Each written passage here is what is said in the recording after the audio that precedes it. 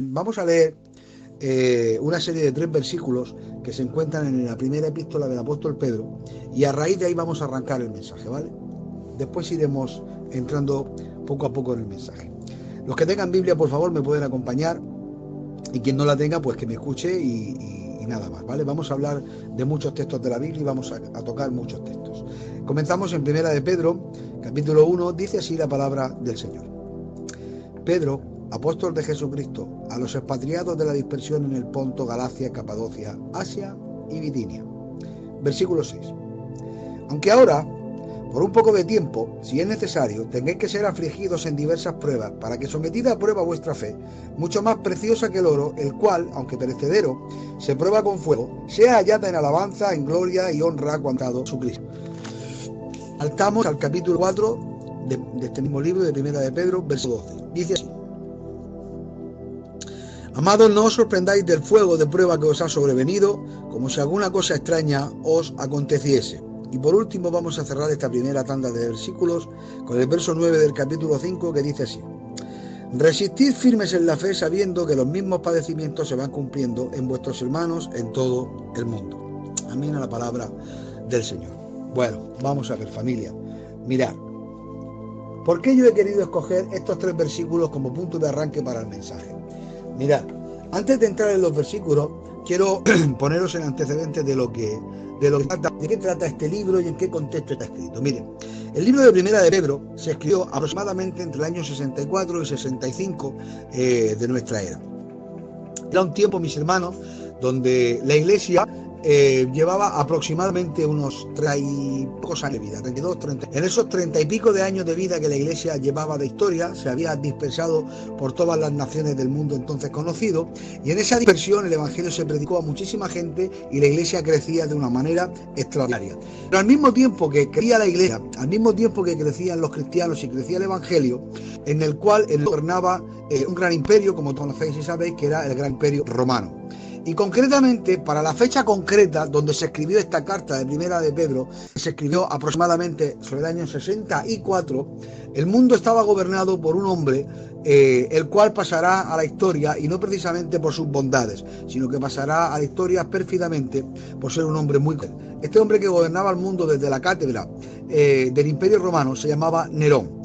Y este hombre era un hombre muy cruel y muy malo. Y como digo, era cruel y malo, y pasará a la historia por ser un hombre que inició precisamente en estos años una persecución a la iglesia de una manera terrible y atroz. Este hombre empezó a ir buscando a los cristianos por todas sus casas y por todas sus propiedades, y tomaba a los cristianos, familia, y los metía en cárceles. A muchos de ellos los torturaba, a otros muchos de ellos los obligaba a que renegaran de Jesucristo y del Evangelio, a otros los tomaba y los crucificaba públicamente, a otros les pegaba fuego encima de una efigie, y a muchísimos de ellos, como todos conocéis por la historia, los tomaba, los echaba al circo romano y permitía que los leones y las fieras despedazaran a los cristianos como si fuesen cabritillos. Claro, esta persecución tan terrible que estaba instaurando este emperador romano llamado Nerón fue tan dura y tan cruel que afectó a los cristianos de todas las naciones de la tierra entonces conocidas. Por eso, ahora, entendiendo el contexto en el cual está escrito esto, entendamos que la primera carta del apóstol Pedro fue una carta que escribió el apóstol de Jesucristo hacia esa parte de la iglesia, o mejor dicho, hacia toda la iglesia en aquel tiempo, que estaba siendo parte de la persecución de este malvado hombre. Por lo tanto, era una carta encaminada a la iglesia en tiempos de aflicción. Pero deben de notar que esta carta que el apóstol Pedro le envía a la iglesia no es la carta de un hombre que ama a su pueblo, que ama a su nación, que ama a sus hermanos, que ama a sus compatriotas y a aquellas personas que creen en el Señor Jesucristo como iglesia, y una carta de corazón a corazón, con cariño, con palabras de ánimo. No, esta carta es algo distinto. ¿Por qué? Porque cuando el apóstol Pedro escribe la carta, como todos vosotros sabéis, forma parte esa carta del canon de la Biblia, por lo tanto lleva un componente que no lleva una carta humana. El componente que lleva esa carta es el componente que esa carta viene inspirada, ni más ni menos que por el Espíritu Santo, que es la tercera persona de la deidad, y por Dios mismo. Por tanto, esta carta tiene unas connotaciones tremendas y terribles. Por tanto, además de ser una carta que el apóstol Pedro le escribe a la iglesia en tiempos de aflicción, también también es una carta que escribe Pedro, pero inspirada por el Espíritu. Son palabras del Señor hacia la iglesia. Y ahora, teniendo en cuenta esto, volvemos a leer los textos. Dice: Pedro, apóstol de Jesucristo, a los expatriados de la dispersión, y nombra un montón de países. O sea, que no es para una iglesia en concreto, como la carta de Tesalónica, o es para una iglesia concreta, como por ejemplo primera y segunda de Corintios. No, esto es lo que se llama una carta o una epístola universal, porque es para toda la iglesia. Y dice: aunque ahora, iglesia, por un poco de tiempo, si es necesario, tengáis que ser afligidos. Amén. O sea, el apóstol estaba describiendo el tiempo que estaba pasando la iglesia y dice: es necesario que en este tiempo tengáis que ser afligidos, porque evidentemente en este tiempo se ha levantado un hombre que es un demonio y que está persiguiendo a la iglesia. Y ahora dice, en medio de esa aflicción y en medio de esa persecución que está sufriendo la iglesia, dice el apóstol inspirado por el Espíritu: ahora por un poco de tiempo es necesario que tengáis que ser afligidos en diversas pruebas. Y ahora dice: para que sometida a prueba vuestra, ¿qué? Vuestra fe, mucho más preciosa que el oro, el que prueba con fuego, sea hallada en alabanza, gloria y honra. Ahora da un paso más el apóstol Pedro, y en el capítulo 4, verso 12 de esta misma carta dice: amados, no os sorprendáis del fuego de prueba que os ha sobrevenido, como si alguna cosa extraña aconteciese. O sea, les está diciendo: iglesia, estáis pasándolo mal y estáis en aflicción, y en medio de ese mal y de esa aflicción Dios está probando a la iglesia. Entonces, no os sorprendáis por esto que os está sucediendo y por este fuego con el cual estáis siendo probados. Es algo que no tenéis que extrañaros, como si fuese algo extraño que está aconteciendo. Y finaliza la carta en el capítulo 5 y el verso 9, dando una instrucción a la iglesia que está sufriendo en este tiempo y que está siendo probada. Y le dice en esa instrucción: resistid firmes en la fe, sabiendo que los mismos padecimientos se van cumpliendo en vuestros hermanos en todo el mundo. O sea, le está diciendo el Espíritu Santo a la iglesia que es consciente que realmente está sufriendo, que es consciente de lo que está sucediendo, pero en medio de este tiempo Dios está probando a la iglesia, y no solamente a aquella a la cual había llegado la carta, sino en todo el mundo, en todos los países, la iglesia estaba siendo afligida. Gloria el nombre del Señor. ¿Por qué? ¿Por qué quiero deciros esto, mis hermanos? Mirad, cuando la Biblia habla de que en este tiempo había aflicción y había prueba, está hablando y está describiendo un tiempo en el cual no ha dejado de existir nunca a lo largo de la historia. La iglesia, familia, es una entidad que Dios tiene en la tierra, y el enemigo siempre ha intentado atacar a la iglesia en todas las edades y en todos los tiempos. De hecho, la iglesia siempre ha sido perseguida y siempre ha intentado estar en el punto de mira del enemigo. Por tanto, ¿ahora qué es lo que sucede? Que en medio de todo esto, Dios les está lanzando una respuesta y está diciendo: mirar, en medio de la aflicción que estáis siendo infligida por un hombre malo y perverso que persigue a la iglesia, yo voy a probaros y voy a probar vuestra fe como se prueba el oro en el fuego. ¿Por qué? Porque miren, ¿qué es una prueba? Yo te voy a explicar lo que es una prueba para que lo entiendas. Una prueba no es ni más ni menos que una evaluación, ¿vale? Y cito tranquilo esta palabra. ¿Por qué? Te voy a poner un ejemplo para que lo entendamos. ¿Qué es una evaluación? Yo te lo voy a explicar para que lo entiendas. Miren, supongamos que yo, por no poner a nadie, me pongo a estudiar una carrera universitaria de medicina para ser médico y doctor. Me tiro 1 año, 2 años, 3 años, 4 años. Cuando llega mi último año, resulta que antes de que a mí me puedan dar un título, el cual sea expedido y en el título pueda poner que yo soy un médico acreditado, antes de eso me tienen que hacer una serie de exámenes, pruebas y evaluaciones. Y cuando llega el tiempo del examen, prueba y la evaluación, yo tengo que demostrar que tengo los conocimientos suficientes para que me puedan dar el título de médico. Y si yo no tengo los conocimientos suficientes, no aprobaré, no pasaré la evaluación y no me darán el título de médico. ¿Qué es lo que estaba diciendo el Señor? Iglesia, en medio de este tiempo está siendo evaluada. ¿Para qué? Para que lo que realmente dices que crees lo demuestres en el tiempo de la aflicción. Claro, posiblemente alguno me podrá decir ahora mismo: hermano, eso está muy bien, pero actualmente estamos en el 2020, no estamos en el tiempo de persecución de la iglesia, no es el mismo contexto y no es lo mismo, hermano. ¿Qué tiene que ver eso con nosotros? Mirad, familia, yo quiero deciros algo al referente de esto que estamos hablando. Miren, a día de hoy, evidentemente no estamos en ese tiempo ni estamos en esas, pero sí que te puedo decir algo. A día de hoy estamos viviendo un tiempo, hermano, en el cual está habiendo mucha aflicción, y no solamente en la iglesia, sino en toda la tierra. Todas las naciones de la tierra están siendo vistas muy afectadas por esta enfermedad y por esta plaga y esta pandemia que está afectando al mundo. Esta pandemia y esta enfermedad que está afectando al mundo está poniendo de manifiesto algo, mis hermanos, y es lo siguiente. Miren, a través de toda la historia, el hombre siempre ha mirado de una manera desafiante al Señor. Y concretamente desde inicios del siglo XIX y siglo XX, la ciencia de todo el hombre ha avanzado de una manera terrible. El hombre ha avanzado en la medicina, el hombre ha hecho grandes descubrimientos como por ejemplo la bombilla y la electricidad de Thomas Alva Edison, Graham Bell descubrió el teléfono, se han descubierto las telecomunicaciones, las ondas. El hombre ha desarrollado completamente un estado del bienestar en todas las naciones de la Tierra. Hemos desarrollado vehículos con movilidad como el ferrocarril, como los trenes, incluso hemos podido fabricar aviones que viajen desde un continente a otro, incluso hemos llegado a la Luna por medio de naves aeroespaciales, se ha desarrollado la ingeniería informática, se ha globalizado el mundo. Y miren, el hombre ha llegado a un momento tan grande de avance y tan grande realmente tecnológico, que el hombre ha llegado a un punto en el que ha mirado cara a cara a Dios y se ha creído superior a Dios. Sí, mis hermanos, hasta tal punto que el hombre ha llegado a sacar a Dios de sus instituciones, de su mente y de su corazón.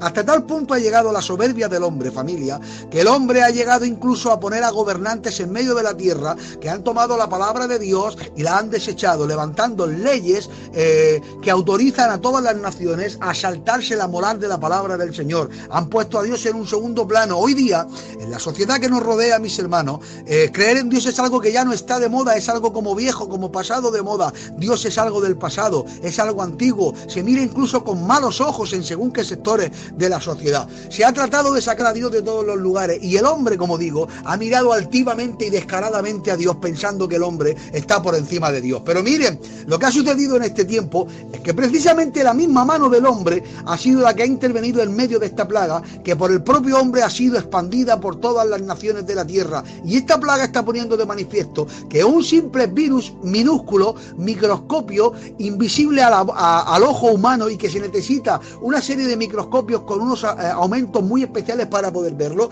ese bicho tan pequeñito, tan microscópico, está poniendo no al hombre, sino a todas las naciones de la tierra, los está poniendo de rodillas, y está poniendo en evidencia una cosa, que por mucho que el hombre mire con despotismo y con egoísmo a Dios, en medio de todo eso el hombre tiene que reconocer una cosa, y es que el hombre es débil, el hombre no tiene fuerza, y en el hombre realmente no hay capacidad, porque el hombre se ha jactado de ser una persona en todos los países de la tierra que dominan las situaciones, pero esto no es real. Estamos viendo cómo los gobiernos no dominan esta enfermedad, estamos viendo cómo los gobiernos no saben cómo reaccionar, se les escapa de las manos, la gente la tienen completamente enferma, sin traer material, sin traer lo que se necesita. La enfermedad se distribuye por todos los países de la tierra, y ni un solo país de la tierra puede contener esta pandemia. Por lo tanto, se está poniendo de manifiesto que el hombre realmente no tiene fuerza ninguna, y que el hombre no es nada. Iglesia del Señor, claro, nosotros somos la iglesia, y como tal también vivimos en este mundo. Por tanto, el resultado de la mala gestión del hombre y el resultado de una epidemia y una enfermedad que el hombre ha expandido por su mal hacer, ha dejado que se extienda por todos los países porque no tiene forma de poder controlarla. En medio de eso, la iglesia estamos en medio de la tierra. ¿Qué sucede, familia? Que al estar en medio de la tierra también somos susceptibles de tener padecimientos. Miren, alguien hace unos días dijo una frase que me llamó mucho la atención y me gustó, y la voy a compartir con vosotros. Decía: si yo veo por mi ventana que está cayendo un chaparrón de agua y yo salgo de mi casa hacia la calle, posiblemente, si no me pongo un paraguas encima, me cale hasta arriba. Claro, esto es lo mismo, familia. En el mundo está cayendo una plaga de enfermedad terrible y necesitamos un paraguas para protegernos, y realmente no tenemos ese paraguas. No hay una vacuna, no hay un medicamento suficientemente potente, no hay forma realmente de prevenir esta enfermedad. Por lo tanto, como estamos en el mundo, nosotros también, la iglesia, se está viendo afectada en medio de todo esto. Al igual que la iglesia en el tiempo de la época que fue escrita la carta de Primera de Pedro, también se veía afligida, pero de otra manera. Y en este tiempo tiempo, iglesia, nosotros que somos la iglesia del Señor, en este tiempo de aflicción para todas las naciones de la tierra y por supuesto también para la iglesia, es un tiempo donde Dios está evaluando a la iglesia. Dios está haciendo una evaluación, porque este es el tiempo en el cual debemos de demostrar lo que tantos años llevamos muchos predicando, porque habemos predicadores que llevamos años predicando su palabra. Hay ovejitas que llevan muchos años en la iglesia. Hay hermanos con cargos y creyentes que llevan muchísimo tiempo escuchando la palabra del Señor. Pues ahora es el momento de que pongas encima de la mesa lo que realmente eres y en quien realmente has creído. Es el momento de demostrar al mundo y a todas las naciones que la iglesia sigue estando ahí y que seguimos siendo columna y baluarte de la verdad. Claro, vamos a dar un paso más en el mensaje. Mirad, en referencia a esto, pues muchos hermanos, familia, en estos días me hablan, me preguntan, se ponen en contacto conmigo y me preguntan: hermano, esto que está sucediendo es el Apocalipsis, Manolo, hermano. Hermano, esto es algún juicio de los que viene en la palabra del Señor. Es uno de los 7 sellos. Quizás es alguno de los jinetes del Apocalipsis. O quizás alguna profecía de Ezequiel, o de Zacarías, o de Daniel.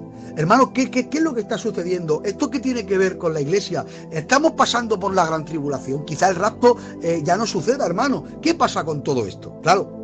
Cuando se hacen todas estas preguntas, muchas personas realmente es porque no hay un conocimiento exacto de la palabra. Y ahora yo quiero entrar un poquito en esto, porque intento que la iglesia tenga luz acerca de la escritura. Mirad, debemos de entender, para poder explicar esto, familia, que en la tierra hay dos grandes entidades que son de Dios. Amén. Y las dos entidades que hay en la tierra y que son de Dios, por un lado está el pueblo de Israel, ¿vale? Y por otro lado está la iglesia. Y ambas entidades son de Dios, pero debemos de distinguir dos cosas. Israel es el pueblo de Dios según la carne, y es el pueblo de Dios según la carne al cual Dios le ha hecho una serie de pactos y promesas terrenales.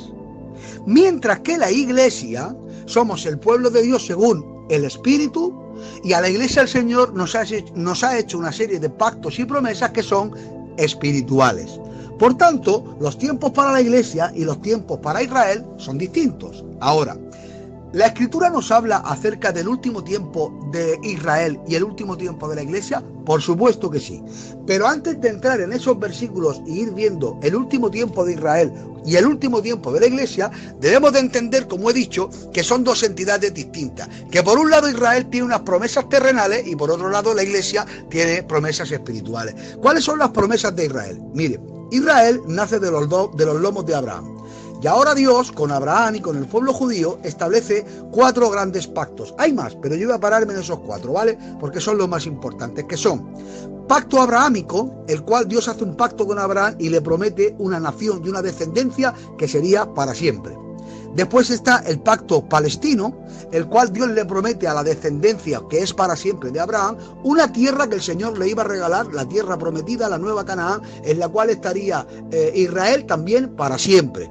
Después luego está el tercer pacto, que es el pacto davídico, el cual Dios se compromete con el pueblo de Israel que de la simiente del rey David vendría uno que sería el rey de Israel y el rey eterno, el cual establecería todas las promesas y todos los pactos en la tierra con Israel. Y por último está el nuevo pacto, que es el cuarto, que es ni más ni menos que el compromiso de cumplir los 3 anteriores. Por lo tanto, Israel tiene unas promesas terrenales que son una nación, una tierra y un rey eterno, que tiene que estar, ¿dónde? En la tierra. Eso es lo que Israel está esperando. Mientras que la iglesia tenemos otro tipo de promesas, porque la iglesia no somos la descendencia de Abraham según la carne, somos la descendencia de Abraham según el Espíritu. Y si para Israel se le ha prometido un rey que gobierne, como todos vosotros sabéis, ese rey para gobernar tiene que tener una consorte que es la reina. Y antes de que se produzca el reino del rey prometido a Israel en medio de la tierra, antes de que eso suceda, el rey tiene que tomar esposa. Y el rey tiene que tomar esposa y ha decidido quién es su prometida. La prometida de ese futuro rey de Israel, ¿sabes quién es? La iglesia del Señor. Nosotros somos la esposa del Cordero, pero que todavía venimos en un tiempo que es el tiempo de que somos la novia. Por lo tanto, ¿qué es lo que espera la novia? La novia novia está esperando el rapto. La novia está esperando no la venida del Señor Jesucristo, sino que está esperando la parousia. La iglesia está esperando el jarpazo. La iglesia está esperando el rapto de la iglesia. Un rapto que se producirá cuando suenen las trompetas. Y como dice la Biblia, cuando suenen las trompetas desde los cielos, con voz de mando, con voz de arcángel y con trompetas de Dios, dice: Jesucristo descenderá en las nubes y con él traerá a los que durmieron. Dice: y los muertos en Cristo resucitarán primero, y luego nosotros, los que vivimos, los que hayamos quedado, seremos ¿qué? Arrebatados ¿a dónde? Al cielo, para estar juntamente con el Señor. Noten el detalle.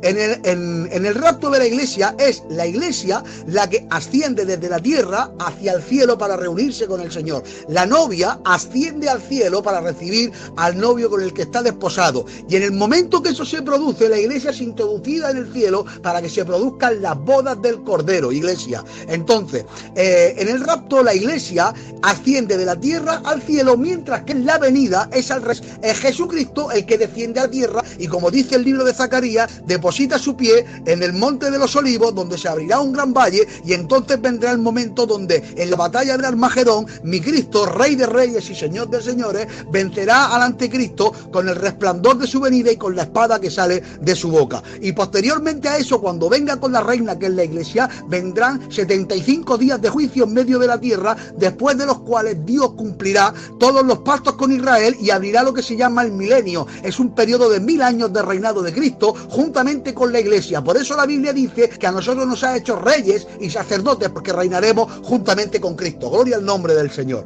Por tanto, tenemos que entender que son dos tiempos distintos: la venida que Israel espera y el rapto que la iglesia espera. Gloria al nombre del Señor.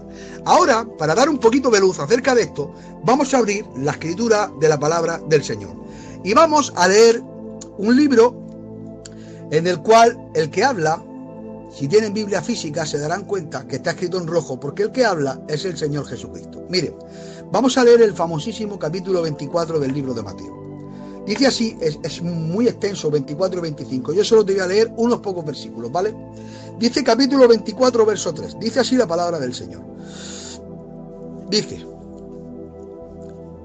estando él sentado en el monte de los olivos, los discípulos se le acercaron aparte diciendo: dinos, ¿cuándo serán estas cosas y qué señal habrá de tu venida y del fin del siglo? Antes de seguir leyendo, quiero que noten esto. Cuando los discípulos le preguntan a Jesucristo, dicen: dinos cuándo serán estas cosas y qué señal habrá de tu venida. O sea, que ellos están hablando del reino de Cristo, cuando Cristo iba a venir para establecer el reino, cuando iba a venir para establecer los pactos con Israel, ¿vale? Ahora, sabiendo esto, dice la Biblia, el versículo 4, respondiendo Jesús le dijo: mirad que nadie os engañe, porque vendrán muchos en mi nombre diciendo: yo soy el Cristo. Porque se levantará nación contra nación y reino contra reino, y habrá pestes y hambres y terremotos en diferentes lugares. Entonces os entregarán a tribulación y os matarán. Por tanto, cuando veáis en el lugar santo la abominación desoladora de la que habló el profeta Daniel, el que lee entienda, entonces los que estén en Judea huyan. Porque habrá entonces gran tribulación, cual no la ha habido desde el principio. Porque se levantarán falsos cristos y falsos profetas y harán grandes señales y prodigios. E inmediatamente después de la tribulación de aquellos días, el sol se oscurecerá y la luna no dará su resplandor y las estrellas caerán del cielo y las potencias de los cielos serán conmovidas. Y cierra esta cronología de versículos con el versículo 30 y dice: entonces aparecerá la señal del Hijo del Hombre en el cielo y entonces lamentarán todas las tribus de la tierra y verán al Hijo del Hombre viniendo sobre las nubes del cielo con poder y gran gloria. Amén a la palabra del Señor. Vamos a ver. Como he dicho, esto que es Mateo 24 es una palabra, familia, que Jesucristo le lanza a los discípulos cuando le preguntan: ¿cuándo será tu venida? Por lo tanto, esto que está escrito aquí no es para el tiempo del rapto, no son señales para el rapto de la iglesia. Esto que aquí Jesucristo está describiendo son las señales antes de su venida. Y si realmente hacemos un estudio concreto y concienzudo de qué es esta parte de señales, no es ni más ni menos que lo que luego el apóstol Juan desarrolla en el libro del Apocalipsis a partir del capítulo 4, que es todo el periodo de la gran tribulación, porque todos los hechos que sucederán dentro de la gran tribulación son las señales señales que precederán la venida de Jesucristo, que vendrá justo al final de la gran tribulación. Entonces, esto es algo que lo corrobora el propio profeta Daniel, al cual reseña en el verso 15 cuando dice: cuando veáis en el lugar santo la abominación desoladora de la que habló el profeta Daniel, entonces los que estén en Judea que huyan a los montes. ¿Qué es la abominación desoladora? Miren, la abominación desoladora no es ni más ni menos que tiene que ser levantado un templo en Israel, lo que le llaman el tercer templo, y en ese tercer templo tendrá que entrar el anticristo, autoproclamado Mesías, autoproclamado Dios, y hará que todas las naciones de la tierra le adoren y se marquen con el 666. Entonces, cuando entre dentro del templo y se proclame el Mesías, el anticristo, eso es la abominación desoladora de la que estaba hablando el profeta Daniel. Claro, toda la profecía de Daniel va encaminada al tiempo de la gran tribulación, porque como todos ustedes saben, el profeta Daniel había un tiempo el cual estaba exiliado en Babilonia, pidiendo perdón a Dios por los pecados de Israel. Y dice la Biblia que se le aparece un varón de Dios y habla con él y le dice: mira, hay una visión que yo te voy a mostrar. Y le habla acerca de la visión de las 70 semanas. Yo no voy a entrar en la visión de las 70 semanas porque es un tema muy extenso. Pero miren, cuando le habla acerca de las 70 semanas, esas 70 semanas son semanas de años. O sea, 70 veces 7 años. Y le dice: sabe y entiende, varón, que 70 semanas están destinadas para tu pueblo y para tu santa ciudad, Jerusalén. Para ungir al ungido, para terminar con la prevaricación, con el pecado y la visión sea sellada. Y otra serie de promesas que hace en esa visión de las 70 semanas. Es como un plan profético para que Dios cumpla todo su plan con Israel. Y dice: están estipuladas esas 70 semanas y se dividen de 3 maneras. Habrán 7 semanas, 62 semanas y 1 semana. Total, 70. 7 primeras semanas en los cuales se reconstruirá la ciudad de Jerusalén. Después habrá 62 semanas de periodo de tiempo y se corta, esa profecía de las 70 semanas se corta. Después de las 7 y las 62, que son en total 69. Espero que no te pierdas, ¿vale? Se profetizan 70 semanas y habla que han sucedido 69. Después de las 69 semanas se corta y se para la profecía. Dice punto y aparte en el capítulo 9, verso 26 del libro de Daniel. Y por otra semana, ¿ven? La última de las 70 semanas dice: se confirmará el pacto con muchos y a la mitad de la semana se romperá el pacto. ¿Cuál es la última de las 70 semanas? Ni más ni menos que la gran tribulación, que es una semana de 7 años. Y esa gran tribulación, como bien dice la profecía, se confirmará el pacto con muchos. Será cuando se levante el anticristo y propicie un pacto en Israel y se pueda levantar un tercer templo. Y dice en la profecía de Daniel: a mitad de la semana se romperá el pacto. ¿Cuándo? 42 meses después. Justo a la mitad de la gran tribulación, donde se quitará la máscara al anticristo y será el tiempo, como dice la Biblia, de la gran tribulación. Amén. Entonces, tanto Daniel como todos los profetas están hablando de la semana 70, todos los profetas hablan del tiempo de la angustia de Jacob y todos los profetas hablan del día de la ira de Jehová y hablan de los juicios hacia la tierra. Pero todo esto, iglesia, lo confirma el mismo Señor Jesucristo, dando como señales antes de su venida, y todo esto entendemos que lo desarrolla el apóstol Juan en el libro del Apocalipsis, cuando habla que en el momento en el que se inicia la gran tribulación, automáticamente dice la Biblia que vio un cordero como inmolado, el cual se le dio la autoridad para desatar los 7 sellos. Y después de desatar los 7 sellos, también se desatan los ais, se desatan las copas de la ira y se desatan los juicios de Dios sobre toda la tierra. Gloria el nombre del Señor. Pero insisto, todo esto es para un tiempo de la gran tribulación. Y ahora la pregunta es: ¿nosotros tenemos que pasar la gran tribulación? La respuesta es no. Este tiempo no es para la iglesia. Este tiempo no es para nosotros. Nosotros no vamos a pasar este tiempo. Este es el tiempo de la gran tribulación y del juicio sobre la tierra y del juicio sobre las naciones. Nosotros somos la iglesia y el cuerpo místico de Cristo. Por lo tanto, el cuerpo de Cristo no puede ser sometido al juicio de Jehová. Eso es imposible, mis hermanos. De hecho, dice en la carta que Jesucristo envía a la iglesia de Filadelfia que Jesucristo a nosotros no nos ha puesto para juicio. Gloria al nombre del Señor. Dice: por cuanto ha guardado la palabra de mi fe, yo te guardaré del día del juicio que ha de venir sobre toda la tierra. Además de todo eso, tenemos que entender que en el libro del Apocalipsis, iglesia, escuchen esto: Cuando empieza el Apocalipsis, Juan empieza a mandar cartas a todas las iglesias de aquel tiempo. Juan empieza a hablar acerca de la iglesia de aquel tiempo. Pero en el capítulo número 4, dice el libro del Apocalipsis, Juan vio una visión y vio una puerta abierta en el cielo y una voz en el cielo que decía, sube acá.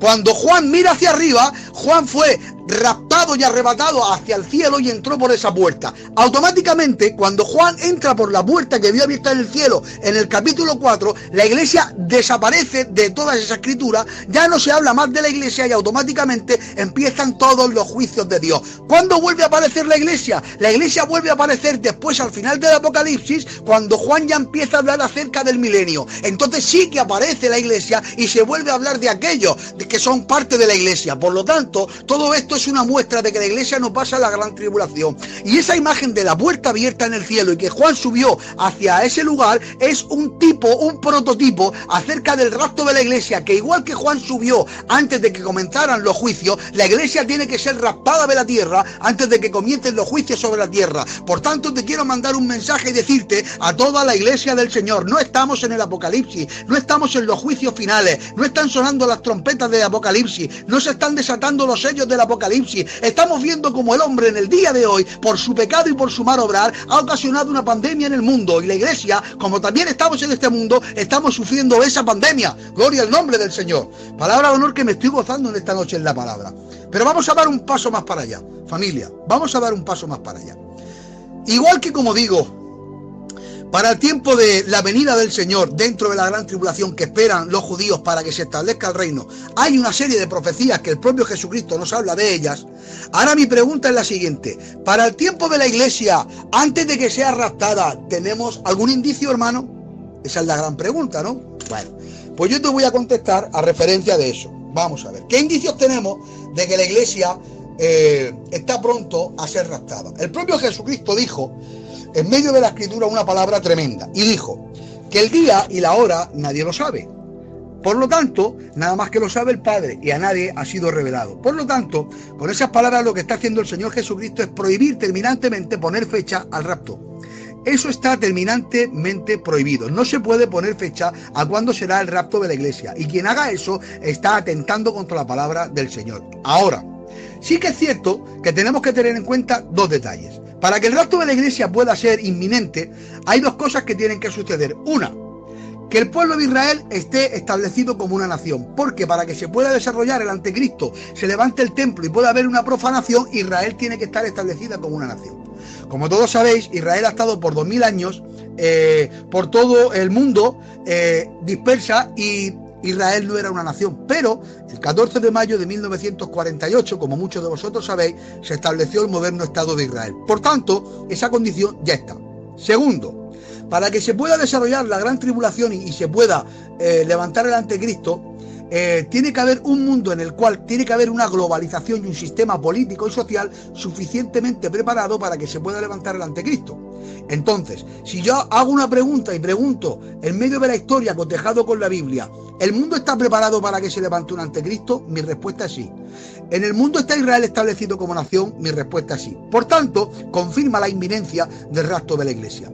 Aparte de eso, ¿tenemos algún dato más? Pues sí, familia, mirad. Ahora voy a leeros una serie de versículos, ¿vale? Como he dicho antes, vamos a tocar varios versículos. Vamos a leer una serie de versículos que nos habla del tiempo final de la iglesia justo antes del rapto. Nos vamos a ir a 1 de Timoteo, al capítulo 4, donde dice así, escuchen familia, dice así la palabra del Señor.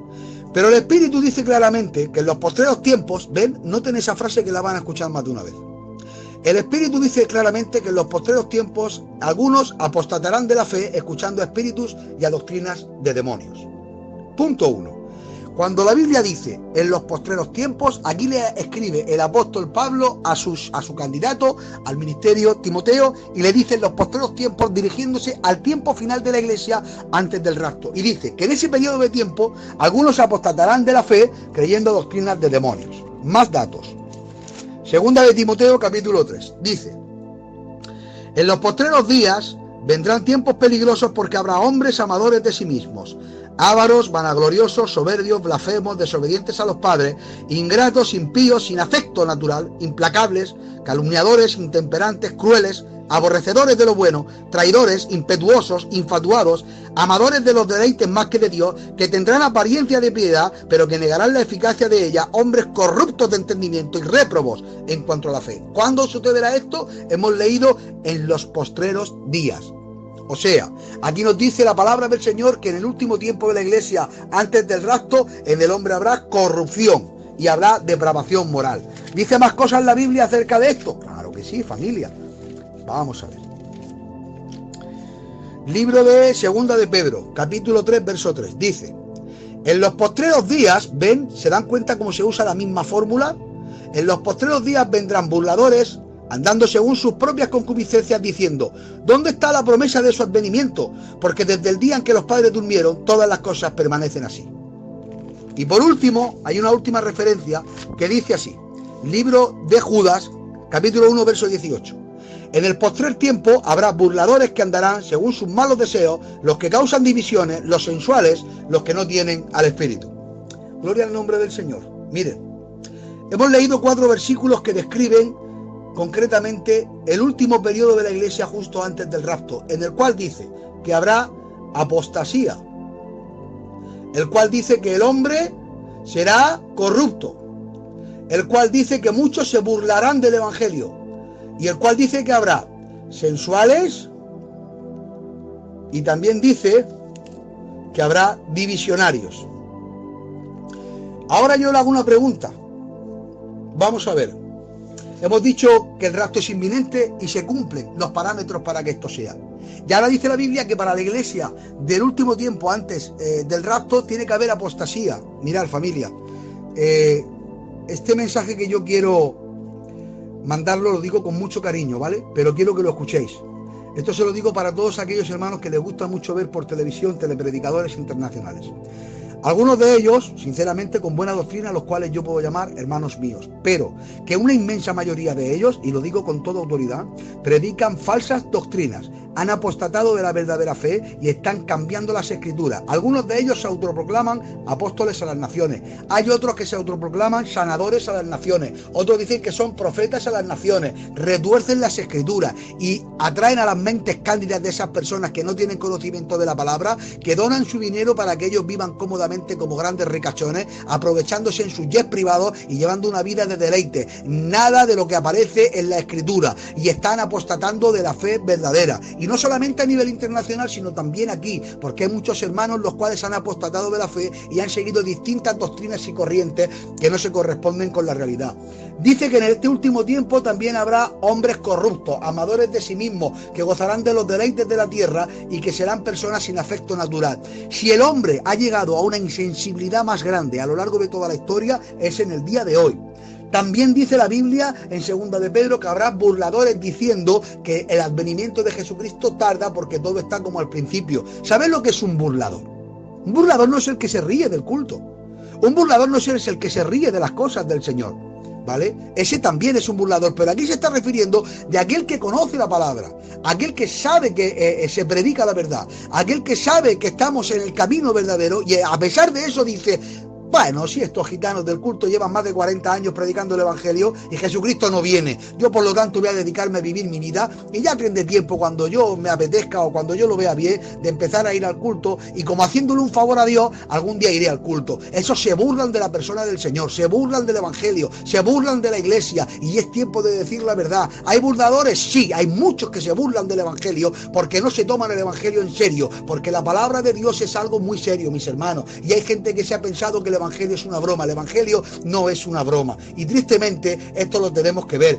También dice la palabra que en ese último tiempo de la iglesia habrá muchos divisionarios. Escuchen, si hay un tiempo de división, precisamente es este tiempo, donde las iglesias se dividen cada 2 por 3, donde las facciones se dividen cada 2 por 3. No solamente las iglesias, se dividen las familias, hay riña y las familias se dividen, hay hermanos que se dividen, hay familias que se dividen, hay trajines, hay líos, hay que llamar a los gitanos para que vengan a hablar, ya tenemos trajines, ya tenemos problemas. Eso sin contar cuando se divide una iglesia, tú para allá y yo para acá, te miro por una esquina y yo me voy por otra. Divisionarios, claro que hay, por supuesto, a gran escala, en las misiones internacionales generacionales se producen fracturas, por supuesto que sí, y en los hombres el hombre está dividido, gloria al nombre del Señor. Y por último dice que en este último tiempo de la iglesia habla de los sensuales, ¿vale?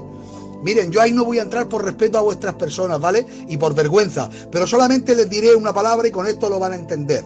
Cuando hablamos de sensualidad, yo puedo decir esta frase: jamás en la historia ha habido un nivel moral tan bajo, tan degradado, y el hombre ha llegado a unas cloacas morales tan altas como estamos llegando a día de hoy.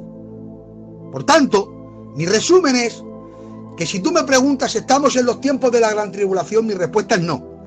Si estamos en los tiempos de los juicios de Dios, mi respuesta es no. Pero si me preguntas, ¿la iglesia está en un tiempo cercano al rapto? Y yo te digo sí. Y te lo digo con toda autoridad, estamos muy próximos al rapto de la iglesia, porque Jesucristo viene muy pronto, porque todo está propicio para que esto suceda. Ahora, en medio del tiempo que estamos, que es el último tiempo, justo antes del rapto de la iglesia, ahora mismo estamos viviendo un tiempo en el cual la iglesia está siendo azotada, pero no crean, como he dicho al principio, que el azote de la iglesia es cosa de ahora, hermanos. No, hemos leído ya en la primera carta del apóstol Pedro cómo la iglesia estaba siendo azotada, cómo la iglesia estaba siendo perseguida. Y no crean ustedes que solamente fue Nerón, no. Miren, escuchen, déjenme que les dé unos datos.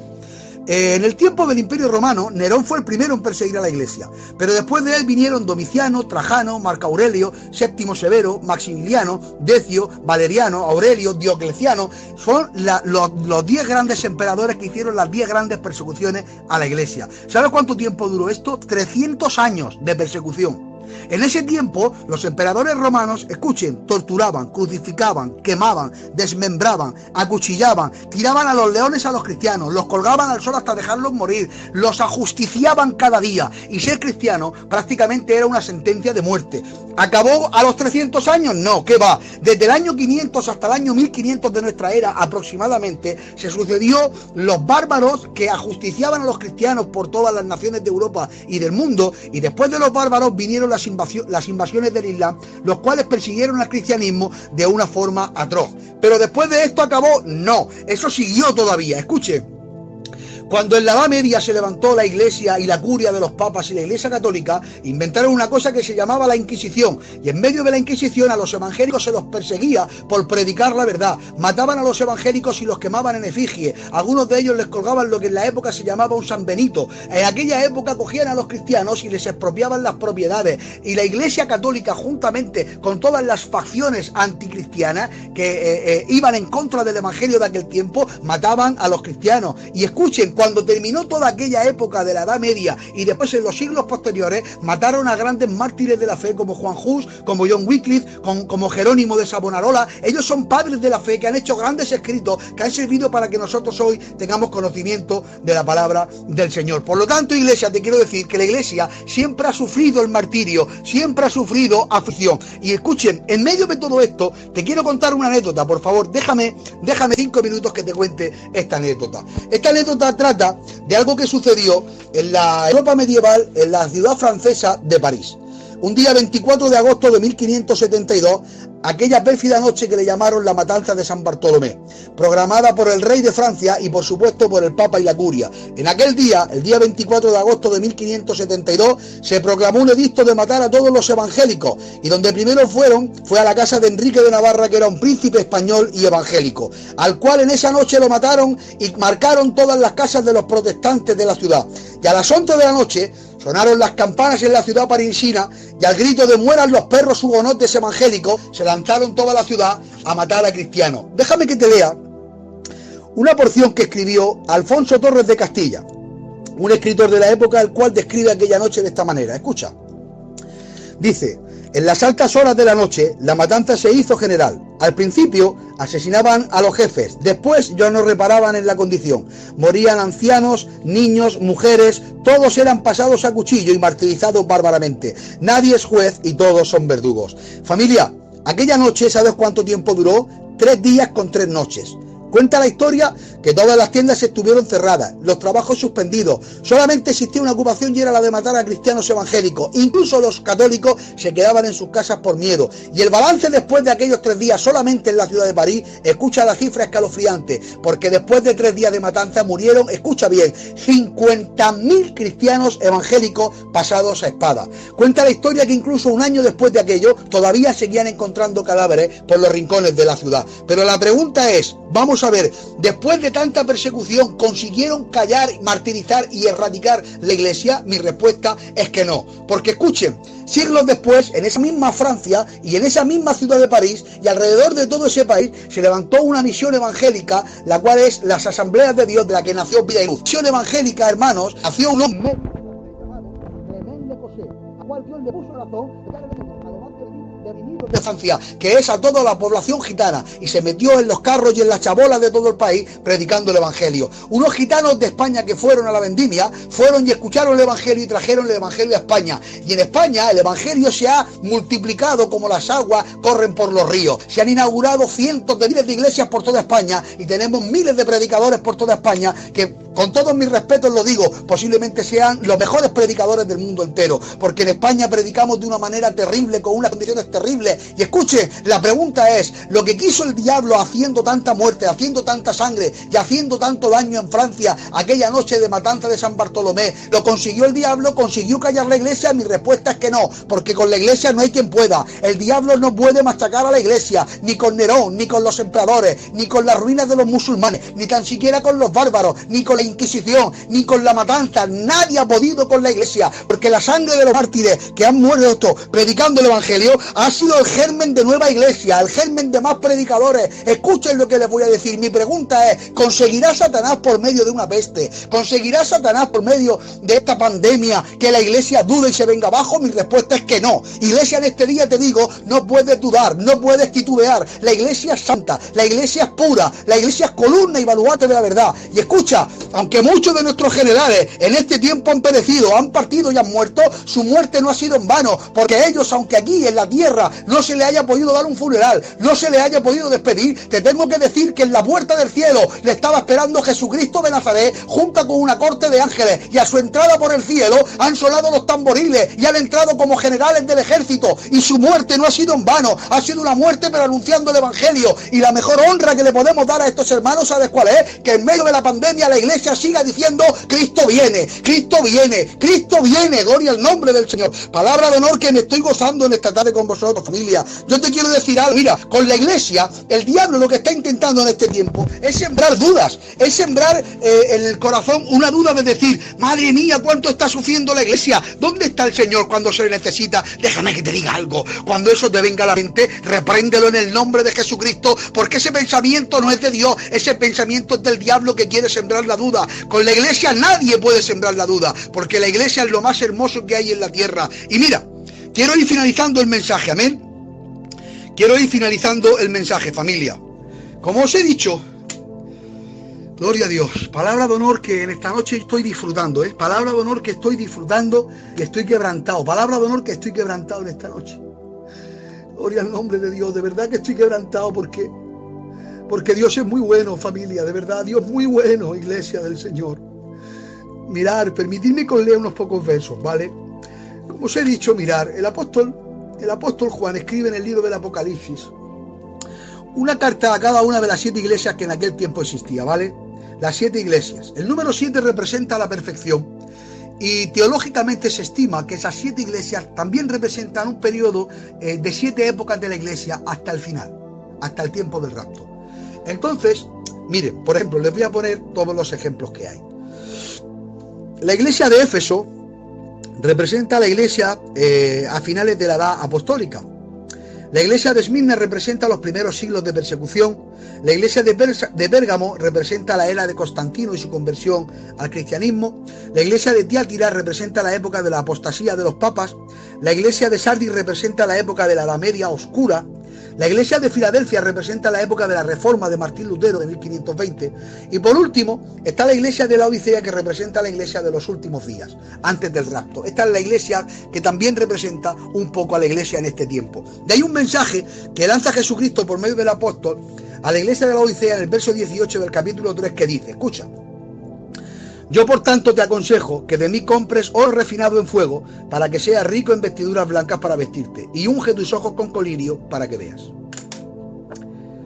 Mirad, familia, Jesucristo le da un consejo a la iglesia de los últimos días y le dice, compra de mí oro refinado en fuego. ¿Recordáis el primer texto que leíamos?